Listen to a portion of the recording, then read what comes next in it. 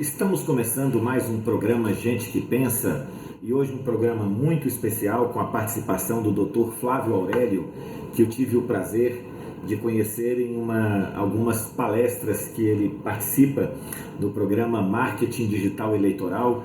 Ele que é um especialista, eu vou resumir aqui, ele é um especialista em direito eleitoral, e a gente conversando aqui, falei, doutor, me explica aí quais são as suas especialidades. Ele foi falando, e deu um nó tão grande na minha cabeça. Doutor, por gentileza, a pessoa que está em casa, fale um pouquinho, por favor, do doutor Flávio Aurélio. Eu sou um piauiense de coração, criado no sul do Piauí, vim para Brasília. Fiz umas duas especializações na área de jurisdição e na área de direito eleitoral. Sou mestre em políticas públicas, na área voltada sobre a influência do abuso de poder nas eleições. Sou diretor de Inter-Relações do PURES, que é o Instituto de Direito Partidário Eleitoral. Sou membro do IBRAD, sou diretor da Fundação 1º de Maio, que é ligada à solidariedade, voltada à parte de direito eleitoral. E ajudei na fundação de vários partidos e hoje faço parte também da Executiva Nacional do Solidariedade. É alguém que, além do conhecimento técnico, é também alguém que tem vivência na área eleitoral, né? O senhor, como falou, atua na liderança de solidariedade, ajudou a formar partidos, né? A criar partidos, então tem uma bagagem muito grande. Mas eu faço mais hoje realmente a parte técnica do partido, dessas coisas, como todos os partidos têm. E também trabalhei com várias parcerias junto com outros partidos dentro da Câmara. Hoje eu trabalho na Câmara, sou servidor federal e trabalho na Câmara Federal também. Eu queria aproveitar, agradecer muito o senhor para a gente poder ter esse bate-papo aqui e pedir à pessoa em casa que compartilhe também esse vídeo e convide os amigos para poderem assistir, porque nós vamos falar sobre as eleições de 2020, doutor. O que é que mudou, o que não mudou. E aí, se você puder, compartilhe então essa publicação, porque eu tenho certeza que ela vai ser muito importante para o seu amigo, para você mesmo. Se você conhece alguém que é pré-candidato em nossa cidade de Águas Lindas ou no estado, qualquer lugar do nosso Brasil, então, por gentileza, marque essa pessoa, porque eu tenho certeza que este programa será muito importante para ela. Doutor, o que mudou basicamente, se a gente pudesse resumir, da última eleição de vereador, da eleição municipal, para esta eleição de 2020? Antes de falar das mudanças, convidar a todos também, que nós, como ele falou, nós conhecemos, estamos participando de um canal que é o Marketing Digital, que vocês podem entrar no YouTube, e eu aprendi agora, as 2 semanas eu abri uma página na internet que eu não tinha no Facebook agora. Aprendi a abrir agora, quem quiser me conhecer é Flávio Aurélio. Vou começar agora a falar sobre direito eleitoral, a pedido dos amigos, para a gente divulgar um pouco as mudanças, que vai haver muito mais mudanças ainda, viu? E qual é a página, não é, doutor? Flávio Aurélio, na página do Facebook para procurar meu nome, Flávio Aurélio. E no YouTube, Marketing Digital Eleitoral, nós estamos todas as quintas-feiras, 9 horas da noite, falando sobre as eleições, principalmente na parte de direito eleitoral. E eu acompanho sempre, viu, doutor? Estou sempre lá. Vamos lá. Pontos de mudança. Eu vou falar 2 mudanças. Primeiro, da mudança da eleição passada de 2018 para cá. Primeira mudança, na eleição até 2018 também de vereador, existiam coligações. Aí algumas pessoas estão falando, olha, mas as coligações, eu estou ouvindo falar que vai voltar as coligações, que vão os mandatos serem ampliados, Gente, eu quero deixar claro para vocês, política, eu falo em todo lugar, que eu aprendi desde criança, são como nuvens. Você olha para o céu, você vê ali, e qualquer momento tá de um jeito, qualquer hora pode mudar. Eu sei que nunca o cenário é o mesmo. O que eu vou falar aqui não é regra. Pode acontecer uma mudança, mas no momento atual político, em que tem que aprovar uma PEC sobre previdência, não há como voltar às coligações, porque a coligação foi mudada pela Emenda Constitucional 97 em 2017, que extinguiu toda e qualquer forma de coligação entre os proporcionais a partir de 2020. No artigo 2º fala da emenda constitucional que é a partir de 2020. Então, a próxima eleição, o principal ponto que dá para fazer uma discussão muito grande são o fim das coligações.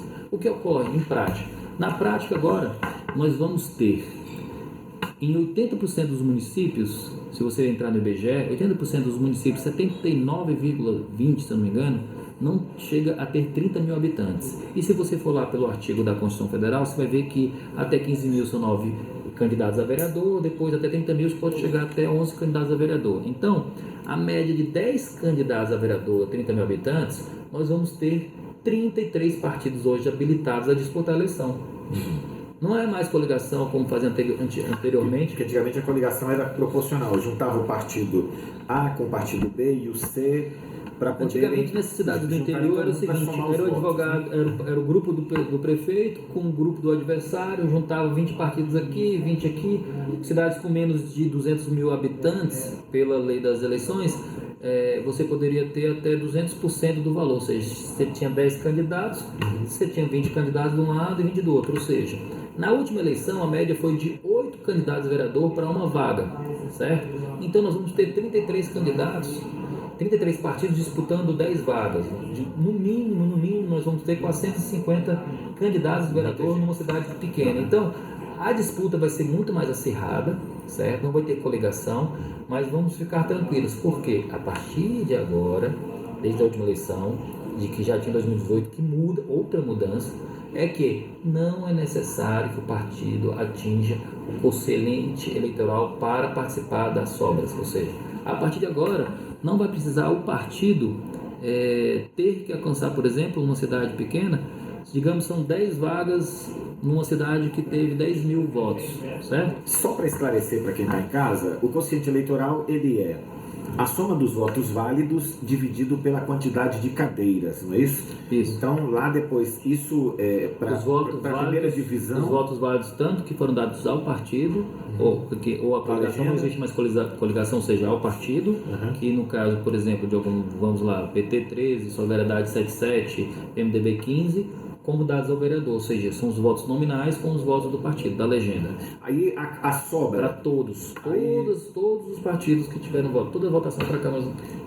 Vamos dar um exemplo. Uma Câmara que tenha 19 cadeiras. Então vamos supor que numa primeira rodada... Vamos pegar de 10 cadeiras, é mais fácil fazer de 10, tudo bem. Então vamos supor que ocupou-se 6 cadeiras. Então depois...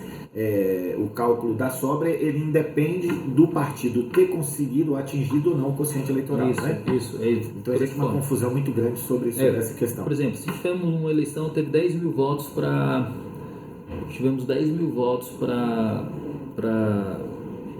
10 mil votos no município, certo? Votos válidos. Votos válidos. São 10 cadeiras, o quociente vai ser 1000 votos. Se a gente olhar, vai ser muito mais difícil hoje, 33 partidos, todo mundo fizer candidato, vai ter 400 candidatos. 400 candidatos num município de 15, ou seja, se você, pelo menos os parentes votarem cada um, é muito difícil de cada partido conseguir o quociente eleitoral. Então, se o partido não conseguir o quociente eleitoral, não se preocupe, porque ele vai participar da divisão.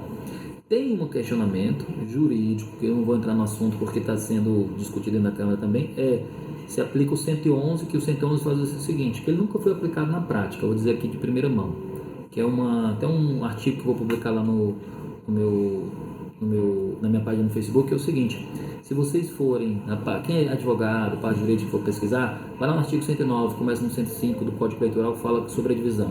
Lá fala que no parágrafo 2º do 109, fala bem especificamente que todos os partidos, foi a mudança com a lei 13.488, que a partir de agora, de 2017, todos os partidos vão participar. Só que no 111 tinha um gatilho, que era o seguinte: como nenhum partido, que o partido que não alcançasse ficava de fora da sobra, o que aconteceria se nenhum partido alcançasse o quociente eleitoral? Nenhum teria direito?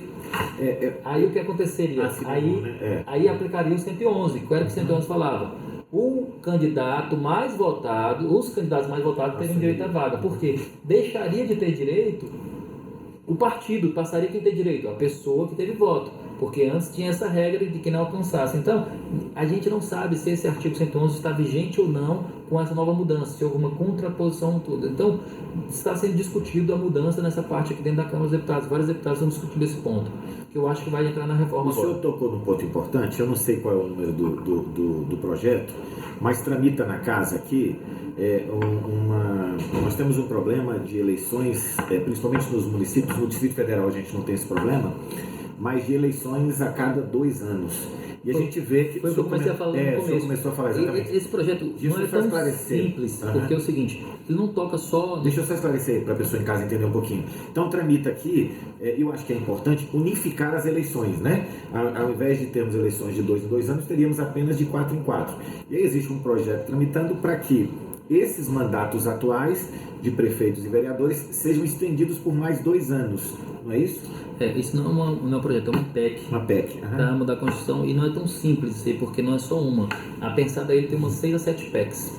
E ela, apesar de ter muita divulgação, principalmente entre os prefeitos, municípios, que está tendo na marcha dos prefeitos, vem muita gente me ligando, perguntando, divulgando, ela não é fácil de aprovação porque ela não mexe só no prazo, unifica tudo, ela faz a redução.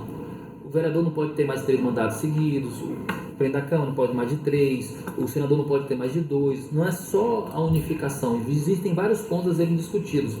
E ela não é tão interessante porque, tendo em vista que não existe mais financiamento de pessoas jurídicas, de onde vem o dinheiro para pegar uma campanha total desde vereador a município, tudo de uma vez só. Então, existem várias discussões por trás disso aí. Então, hoje, aqui dentro da casa, saiu até uma reportagem uma semana atrás, hoje na casa é praticamente pacífica, ela foi arquivada essa PEC, então, certo? É do mesmo caso como foi das coligações, que quando eu fiz uma live lá no canal Marketing Digital, eu falei, olha, não vi nenhuma, na Câmara realmente não tem nada sobre coligação, tem uma no Senado, discutindo a volta da coligação, só que não dá tempo de você discutir essa volta da coligação no aspecto político que temos hoje, porque precisa da maioria absoluta. E existe um prazo também? Maioria qualificada, não. Até setembro seria. E maioria qualificada não tem como você fazer de novo uma reforma para mudar de novo a Constituição no artigo 17, que fala sobre o fim das coligações. Doutor Flávio, a questão de pré-campanha. O que é que a pessoa pode e não pode fazer? Eu sei que é muita coisa, mas o que é que se pode fazer numa pré-campanha? O candidato pode dizer, olha, sou pré-candidato, ele pode exaltar as suas qualidades, pode falar de projetos, não pode. O que é exatamente que ele pode fazer nesse período que antecede a eleição, as convenções partidárias? O que é que o cidadão que pretende ser candidato ano que vem, ele pode fazer? Eu vou até fazer uma propagandazinha sobre isso, que a gente começou a falar sobre no canal Marketing Digital, a gente vai fazer um curso, eu vou fazer algumas aulas só sobre isso, mas vou adiantar várias coisas. Se você quiser começar a estudar, procura o 36A, o artigo 36A da Lei das Eleições, que ele fala especialmente o quê? Sobre as propagandas antecipadas. Uma das coisas que a gente viu uma discussão, e é uma discussão até nem tanto técnica, mas política, hoje você pode falar de programas, falar tudo, desde que você não tenha pedido expresso de... Explícito, né? Explícito ou expresso de votos. Tem uma discussão sobre isso, qual o melhor termo. Você pode dizer que é pré-candidato. Por que você tem que falar que é pré-candidato? Porque o candidato só se torna candidato depois de escolhido em convenção. Tudo é antes, né? Ou seja esse período você está falando sobre pré-campanha. Como você falar que você é candidato se não for escolhido em convenção, ok? Se você, às vezes, tem gente que não é nem filiada a partido político. Também se ficha. E outra coisa, as principais formas de você fazer a pré-campanha e trabalhar foram colocadas no 36A, nos incisos lá, se você olhar 1, 2, 3 e 6, se não me engano, quatro dos incisos, no 36A, há pessoas que participam de partidos políticos, que têm uma vida intrapartidária e extensiva, que seriam o quê? São as disputas de um pré-candidato dentro do partido político, são as reuniões pelas expensas dos partidos políticos no bairro, com a sociedade civil, para discutir programas do partido político. Ou seja, muitas das coisas que você pode fazer como pré-campanha, você tem que fazer filiado a um partido político. O que você pode fazer antes? Você pode fazer antes discutir uma causa, você pode fazer antes colocar, por exemplo, um tema que você está discutindo. Você não pode... Vou dar um exemplo bem prático, futebol. Então, se a pessoa é da área de futebol, ela pode estar reunindo amigos para discutir esta questão com a comunidade onde ele mora, falar sobre futebol, aquilo que ele acha que é interessante mudar, ele pode fazer isso. Eu não vou falar porque tem muitas coisas que envolvem caso concreto, quantidade de pessoas, o cara vai fazer um campeonato que envolve o estado inteiro, porque uma coisa que vem nos votos, que eu discuti, você pode ver isso na live, a gente vai fazer na aula lá, é o seguinte... tem um caso muito, acho que é o Greca 33, volta Grega 33, que foi uma discussão muito grande. E a jurisprudência do TCE, por que eu vou falar muito de jurisprudência do TCE? Eu como candidato não preciso saber, você precisa. Eu só quero saber o que eu estou fazendo. Olha, gente, hoje está muito judicializado tudo.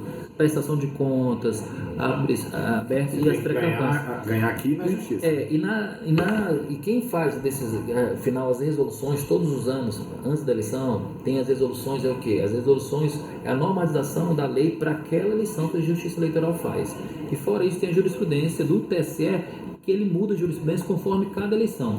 A eleição de 2016 já foi pacificada pelo TSE com a mudança de 2015, que foi essa mudança que colocou o 36A, que não é você pode utilizar no adesivos, botões, desde que não condicione coisas que são vedadas durante a eleição, que é distribuição de brindes. Se você pegar, transformar um botão, um chaveiro em distribuição de brindes, colocando assim, digamos lá, águas lindas de novo, alguma coisa que seja uma campanha de alguém que é conhecido na cidade lá, que é candidato, isso já é considerado como conduta vedada e como propaganda antecipada, que é vedado também.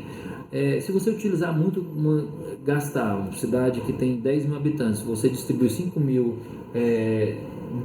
adesivos com hashtag volta já, uma coisa assim, isso já é considerado uma propaganda antecipada da mesma forma. Então tem que ter muito cuidado com essa forma, porque apesar de ter essas mudanças, de facilitar mais a liberdade de expressão, porque hoje não estamos tão restritos. A pessoa quando vai candidato, principalmente pela diminuição do tempo da candidatura, que são só 45 dias, da candidatura não, das eleições, você pode utilizar propaganda eleitoral a partir de 15 de agosto, são só praticamente 45 dias, deu muito mais liberdade de expressão para a pré-campanha. Você pode agora utilizar do seu Facebook, utilizar da sua página pessoal para falar qual a sua, suas ideias, das qualidades, motivações políticas, das suas qualidades, incentivar por que você... É uma pergunta que você tem que fazer. Por que alguém vai votar em você? Você pode falar. Você não pode pedir voto. Vote em mim, eu vou ser candidato, eu sou candidato, tal, vote em mim. Tem até as palavras lá, alguns julgados que a gente coloca para as palavras que você não pode utilizar de forma alguma.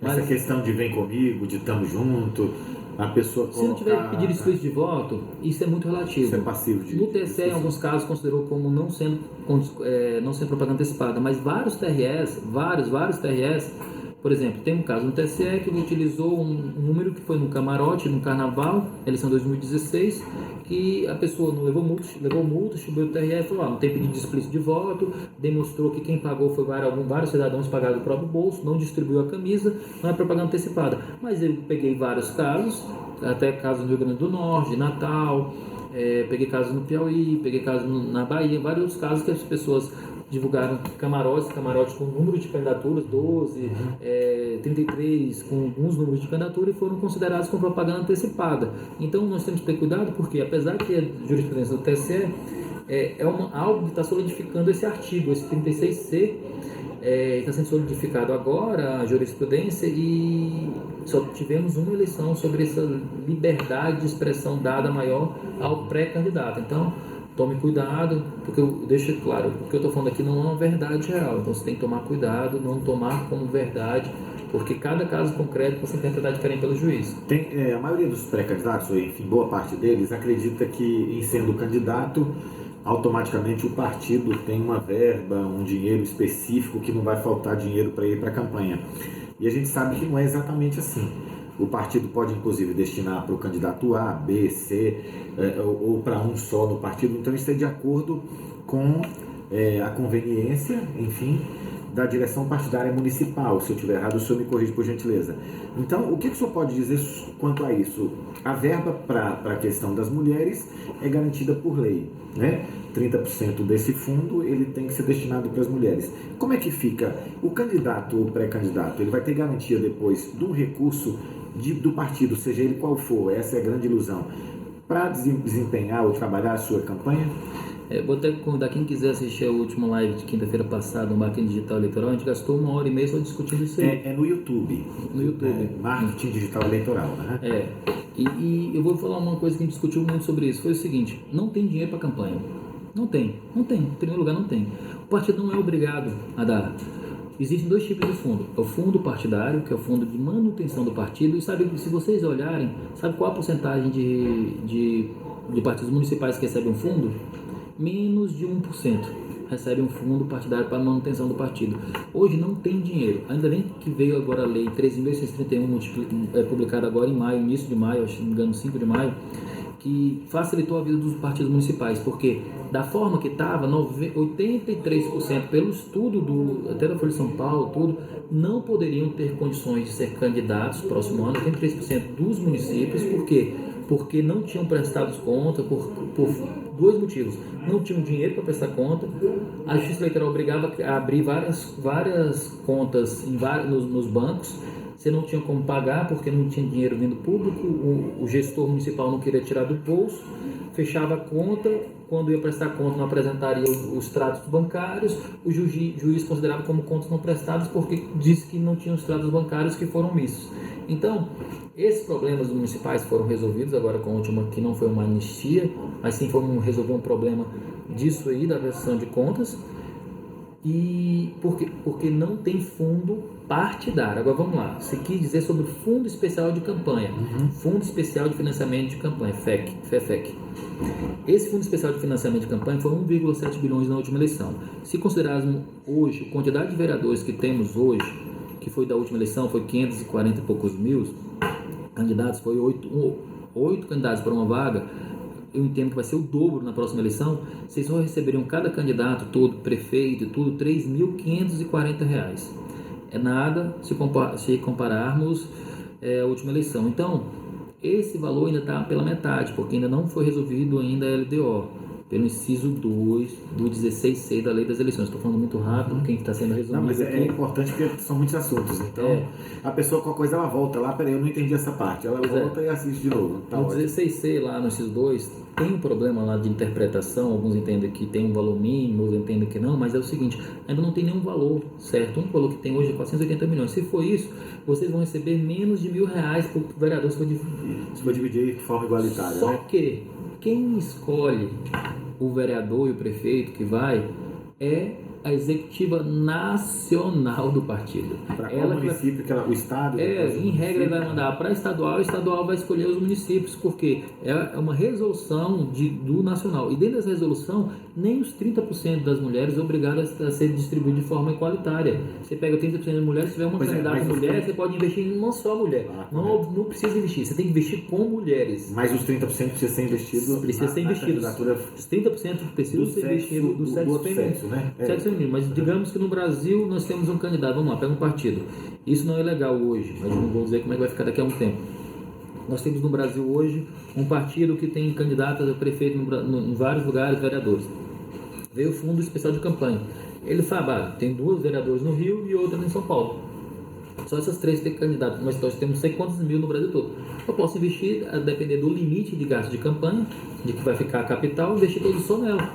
E isso não é legalidade, então não espere dinheiro de partido político. Se você for entrar no partido grande, pequeno, um partido grande esperando dinheiro do partido político, não espere por enquanto, porque a tendência não tem nada de financiamento das empresas, porque é proibido, e não tem os financiamentos do partido. E além do mais, vamos lá, outro ponto, outra novidade que vai ter na eleição seguinte. Até a última eleição, você era candidato, você poderia, na reforma, você poderia se autofinanciar até o limite de gasto.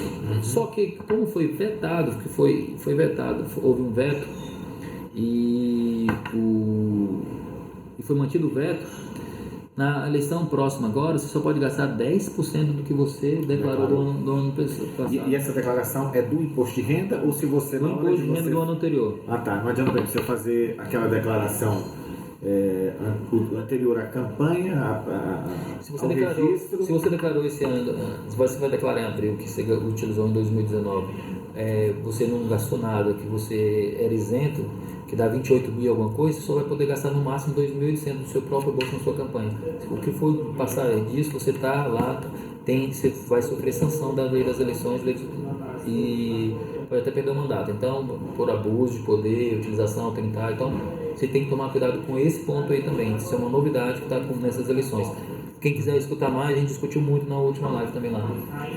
Daqui a pouco a gente fala de novo o canal para você acompanhar o doutor. A questão de prazo, doutor Flávio, prazo para filiação partidária e o prazo também que é exigido pela legislação eleitoral para que a pessoa possa sair candidato em 2020. O prazo hoje para filiação é o mesmo de domicílio eleitoral. E não se confunda o domicílio eleitoral com o domicílio de onde você reside. Por exemplo, meu domicílio eleitoral, não mesmo, eu resido em Brasília, meu domicílio eleitoral é no sul do Piauí, em Corrente, onde eu tenho um vínculo, meus avós moraram, meu irmão morou, temos lá a fazenda que sempre vou, tudo. Então, o vínculo familiar dos meus antepassados, das pessoas, ele se mantém. Ou seja, existe esse vínculo familiar e você pode utilizar isso aí. Se você tiver um lugar que você mora num lugar e trabalha em outro, você pode utilizá-lo também no trabalho. É um vínculo afetivo, não necessariamente é um vínculo de residência. Então, é diferente do domicílio eleitoral. Por isso que tem muita pergunta de prefeito que muda de uma cidade para ser candidato a outra, que não gostou, mas tem um emprego, então isso é possível sim, viu, gente?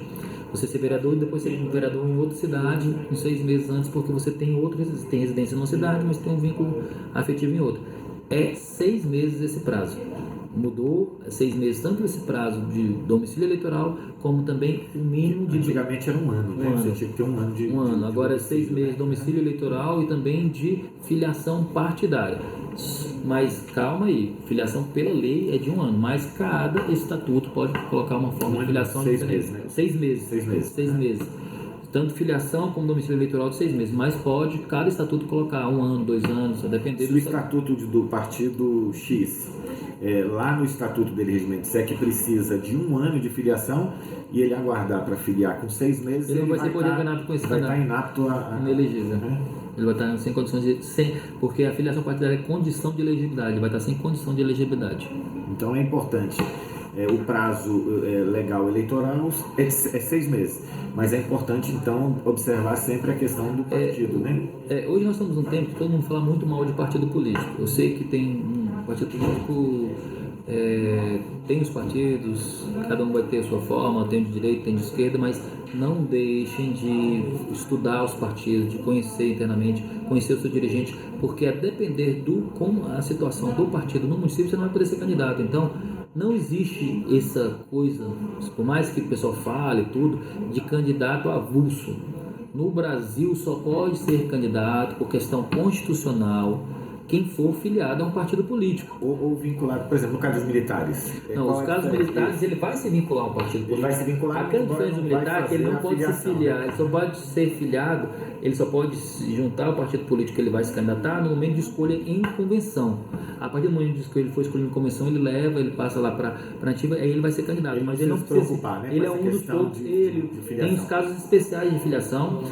Se você for olhar na lei de elegibilidade, na partir do inciso inciso primeiro lá da lei 64/90, ele faz as elegibilidades lá, as sanções, as pessoas foram condenadas. No inciso 2 fala dos casos que você tem que sair, né? Desincompatibilizar os cargos. Tem os casos do Ministério Público, não está na Constituição, mas tem casos do magistrado, cada um observar, né? Isso aí eu coloquei fiz uma pergunta e coloquei lá no site, na minha página na internet, um link para onde você vai, que tem os casos específicos. Qual é o prazo máximo?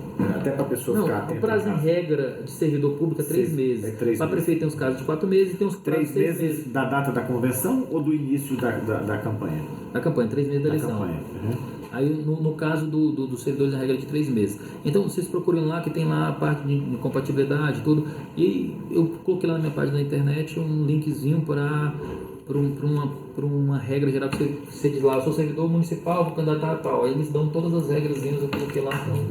Nós tivemos antigamente, podia se pintar muro, você podia colocar placas enormes em residências, outdoors na cidade. Muito antigamente nós tínhamos showmício.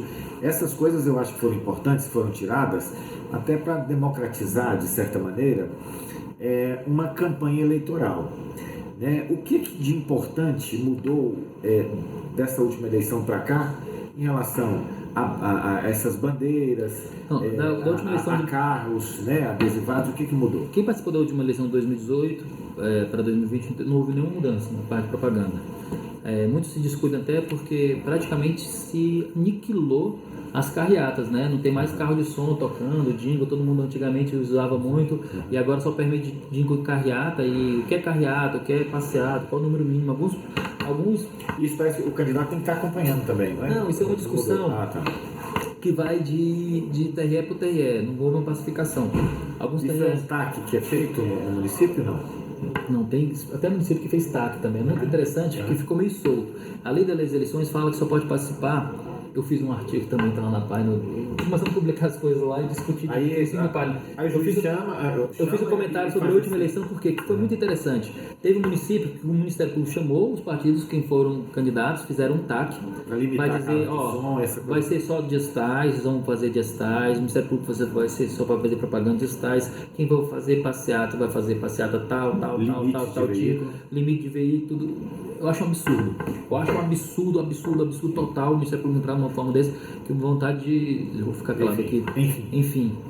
Aí o que acontece? O TRE do Rio de Janeiro, ele regularizou, falou, olha, vai precisar no mínimo X pessoas para considerar passeatas, X e tal. O do Rio Grande do Norte, na última eleição, ele chamou em Natal, por exemplo, o pessoal que libera para fiscalizar cada carro de som que ia sair nas carreatas passeadas, para saber os decibéis estavam tudo ok. Aí ele dá um alvará, uma liberação, somente daqueles carros que tinham uma liberação podia participar em mínimo número de X de pessoas. Então, isso com TAC? Não, sem TAC. Isso já foi até uma disponibilização, uma resolução do próprio TSE que regularizou. Então, é uma coisa que ficou meio solta, porque foi feita a lei, mas não foi feita a regulamentação. E o TSE não regulamentou casos concretos. Vamos ver agora como vai ser o TSE para a próxima eleição de prefeito e vereador, que é muito mais importante o jingle, essas coisas, como vai ser feita essa passeata, se vai liberar porque não fala lá explicitamente na lei se tem que ter o candidato na passeata carreata, fala carreata, passeata, em regra não tem. Então vamos ver como é que vai ficar o entendimento do TSE. O restante sobre os adesivos, os 5,5, o fundo do carro, as coisas ficaram no mesmo da eleição de 2018, não houve praticamente mudança, certo? Ou seja, a questão da proporcionalidade do tamanho do vice-prefeito, por exemplo, tem que ter... Continua mesmo, não houve mudança. Então o grande problema é o seguinte, nós não temos mais hoje propaganda, nós temos só 45 dias, é melhor quem quiser trabalhar, tornar o nome... trabalhar na pré-campanha. Na pré-campanha agora, divulgando, só não pedir voto, utilizar dos Facebook, das rádios, fazer entrevista. Uma coisa muito legal é isso, porque quem for filiado a partido político pode ir como pré-candidato à campanha e expor quais são as suas qualidades na rádio, as coisas que ele... Quem não é filiado não pode fazer esse trabalho? Tem alguns casos que, como pré-candidato para participar de uma, por exemplo, quais são os pré-candidatos de vários. Lá fala sobre quem é filiado a partido político participar da pré-campanha na entrevista de rádio, porque são de vários partidos quem são os candidatos. Quem não for filiado não tem essa previsão. Mas se ele é, por exemplo, aquela andorinha que faz o trabalho sozinho, então se ele tem o Facebook dele, ele quer expor, pode fazer à vontade, aí você liberado. Lá fala sobre até a internet, se você olhar o caput, fala até não precisa estar filiado a partido político. Não, isso aí vai construção de causa, que a gente trabalha com marketing digital, você faz na construção de causa, você é liberado. Lead page, como é que é o trem lá? L2C. Esse povo do marketing é que sabe explicar melhor. Quanto à questão dos gastos, existe esse limite de gastos, toda eleição sai uma lista de acordo, isso é de acordo com o município? Na última reforma eleitoral colocou que no artigo 18 foi colocado que um ano antes da eleição sempre vai ser publicada uma lei para falar qual o limite de gasto de campanha. Não temos ainda do próximo ano. Qual a previsão para essa... Isso é de acordo com o tamanho do eleitorado do município, isso não foi discutido nada, a gente não tem como dizer porque não está sendo discutido na Câmara ainda. Eu lembro na eleição passada que sai município por município, né? Então, na eleição passada eles fizeram um levantamento, depois saiu o município a maioria dos municípios ficaram quase nada, né? 10 mil reais, 100 mil, depois houve uma atualização que foi feita da última lei, foi uma confusão. Então, eu acho que vamos pegar aqui de exemplo, vamos estruturar melhor agora. E o que acontece com quem extrapola esse limite de gasto e não declara, é o chamado Caixa 2, então ele fez gasto e não declarou, por exemplo. Eu sei que é muito subjetiva essa pergunta. Porque a gente tem que ver cada caso. Porque às vezes você pega lá... Qual é a quantidade que foi feita, porque tem as multas, tem o 30A, tem a Caixa 2, tem a parte criminal até agora, que eles colocam também na parte de crime, que é omissão de gasto. Então, em regra, a pessoa vai ficar inelegível. Então, tem várias ações que a gente pode entrar, com as AGs, representações, existem muitas ações que dá para utilizar nisso aí. Eu me lembro na campanha passada, na verdade, municipal 2016, sobre a questão da quantidade de cabos eleitorais que um determinado candidato, o candidato a prefeito ou até vereador, poderia lançar mão, quantos cabos eleitorais ele poderia contratar. Tem a questão lá de 1%, mais a cada 1.000 um candidato. O senhor sabe falar? Eu não tenho assim de cabeça, não, mas você pode fazer levantamento, mas é interessante isso aí, porque é um outro absurdo que eu vejo que está sendo feito na eleição, que eu até falo que em regra eu não assinaria se eu fosse candidato um ataque junto com o Ministério Público, não sou obrigado a fazer um negócio desse na campanha, dou um aviso para todo mundo, desculpa se o Ministério Público está falando alguma coisa absurda, porque deixa eu só fazer um comentário. Eu fui coordenador geral de uma campanha. Eu fui chamado pelo Ministério Público para assinar esse TAC e eu não assinei. Porque o que acontece? Eu não assinei. Eu participei agora de várias campanhas, trabalhei em muitas campanhas, que o Ministério Público chamou e falou assim, quem são as pessoas que vão trabalhar os cabos eleitorais? Porque eu quero a lista das pessoas dos cabos eleitorais, ou seja, ele já tende a colocar a pessoa em erro, porque ele bota várias pessoas, vai no meio da campanha e você contrata uma outra pessoa. Ele assim, tem o direito de contratar, tem o limite. Aí no meio da eleição você está lá com uma ação, dizendo que você omitiu um gasto, você nem esperou ainda declarar no seu gasto se você colocou aquela pessoa a mais, dizendo como se engessasse você só aqueles nomes ali durante a eleição. Outros limites, né, também. Existem. Mas não dá tempo de entrar a gente vai até marcar qualquer coisa, depois a gente falar um pouco por causa do tempo, que a gente tinha um tempo aqui meio reservado, mas fala uma coisa, você tem que botar na cabeça quem vai ser candidato, quem vai trabalhar, quem vai pedir voto, que é o seguinte, que o abuso de poder, quando a gente fala em abuso de poder, todo mundo pensa que é abuso de poder econômico, quem gasta muito de eleições. Abuso de poder político. Existem outros que a gente trabalhou, que é abuso de poder religioso, que foi minha tese, minha dissertação de mestrado, é abuso de poder, em regra se diz abuso de poder na lei, abuso de poder político, de utilização dos meios de comunicação social e abuso de poder econômico. Existe a discussão, vários outros nomes, que é o abuso de poder religioso, que eu vou falar, e o cultural, que é o caso dos índios, outros casos do cacique, que já tem jurisprudência. Que em regra não existe na lei, mas o pessoal tende a jurisprudência a colocar. Que o abuso de poder não é econômico, não é quem utiliza dinheiro à vontade, não. Porque se você tiver dinheiro para gastar, você vai poder gastar dentro dos seus 10%, se o 10% de quem ganha 100 bilhões é bem diferente de 10% de quem ganha 10 mil reais. Você tem o seu limite de gasto da campanha, que às vezes você não vai ter dinheiro nunca para gastar naquela campanha. Mas o que é um abuso de poder econômico? É quem extrapola os limites empregados pela legislação, quem omite gastos, quem faz as coisas assim. Então não é só o gasto de dinheiro. Qual abuso de poder político? É a utilização da prefeitura, dos encargos, das pessoas que trabalham na prefeitura no horário de serviço para fazer propaganda, para trabalhar em nome do candidato, da utilização da máquina em favor do candidato. Existem várias coisas. Existem os casos até que um só pedido de voto faz a cassação, que é do 41A. 41A é quando o candidato diretamente ele vai lá e pede assim, olha, você vota em mim, eu dou R$100. Se tiver uma gravação dessa, não precisa ter abuso, vínculo, mudar a eleição. Uma simples forma de você interagir, mudar um voto, você já caçou o candidato com um único pedido de voto. Mesmo que ele tem uma margem grande de votos na frente, não importa. Se a pessoa diretamente pediu, caçou o voto e foi lá pelo 41A, ele já é caçado por um pedido de voto diretamente. Ou seja, existem os abusos de poder, existem muitas formas. Então, nós temos que ter cuidado, cautela, vamos fazer nossa campanha de forma lícita, legal.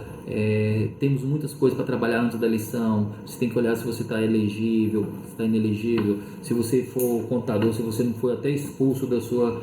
porque não pagou, porque às vezes a pessoa é expulsa do conselho de classe porque não pagou o negócio, e por causa da expulsão, que não tem declarado o que foi a expulsão, você fica inelegível, porque as pessoas sabem disso, porque as pessoas vão atrás se preparar de uma forma específica para a eleição dele. O Brasil é um dos países que tem o maior número de restrições para ser candidato. Todo mundo fala mal de político, mas não é isso que acontece.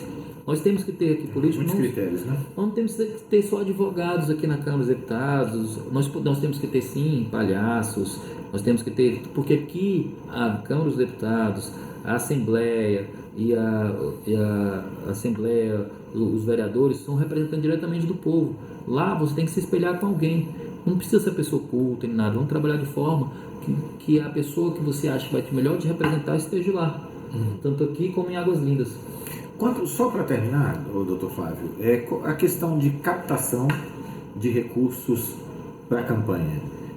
Antigamente, eu não sei se hoje é permitido ou não, fazia-se jantar de adesão e essa coisa toda, isso mais dentro do processo eleitoral já. Quando é que ela pode captar recursos e se essa prática ainda é permitida ou não? Isso é mais voltado até hoje, de forma antecipada, você pode conseguir mais através do partido político, certo? Doação ao partido político, fazer um jantar de doação, de fundos, tudo, pode voltar diretamente para a eleição, que tem hoje até uma obrigatoriedade, até pouco tempo você criar uma conta própria para isso. Tem um crowdfunding que foi utilizado pela primeira vez na última eleição, que não deu muito certo também, que é um pouco antes da eleição, vai ser só próximo ano, certo? Mas você tem que tomar cuidado, como eu te falei, sobre a arrecadação, se você, como pessoa física, porque você tem aquela coisa dos 10%. Então, o CNPJ você só vai ter quando for candidato. E para antes do candidato, só se for em crowdfunding, que só depois que você for aceita em convenção que o dinheiro que você arrecadou... vai para o partido, né? Não, pode ir por candidato, você pode fazer antes. Tem lá na lei das eleições, que são a partir de março, não tenho de cabeça aqui qual, mas é no próximo ano de eleição. E as outras formas, principalmente por meio do partido político, de forma tão antecipada como que é agora. As outras formas são doações das outras pessoas físicas, pessoas que você pode conseguir tudo, mas principalmente quando for na época da convenção que você vai ter seu CNPJ próprio. A partir de agora, se voltar na sua... Vai ter problema agora de receita, né? Você faz um jantar, arrecada não sei quantos R$1.000, você vai ter que botar no próximo ano na Receita Federal, se você fazer pessoa física diretamente, dizer para que serve aquele dinheiro ali que você recebeu, como vai dar até problema na Receita. Então, essa parte de arrecadação é melhor você guardar para o próximo ano para trabalhar de forma mais correta e legítima.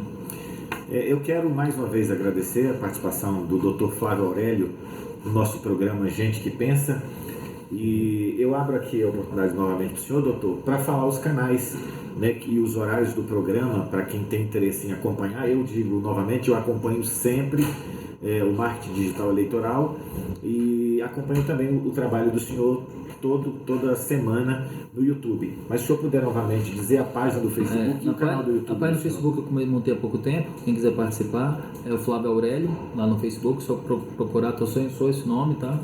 E toda quinta-feira, às 9 horas da noite, estamos falando um pouco sobre a eleição de 2020, reformas eleitorais, alguns pontos mais aprofundados do que nós resumimos aqui. E a partir das 9 horas na página do YouTube Marketing Digital Eleitoral. Pode procurar lá, tem a foto do professor Anderson, que é de marketing, e eu vou tirar algumas dúvidas. É mais sobre marketing digital, eu tiro algumas dúvidas sobre direito eleitoral. Muito obrigado a você que nos assistiu, você que participou, e o nosso desejo é trabalhar para termos uma Águas Lindas muito melhor do que a que temos hoje. Até o próximo programa, se Deus quiser, e um forte abraço.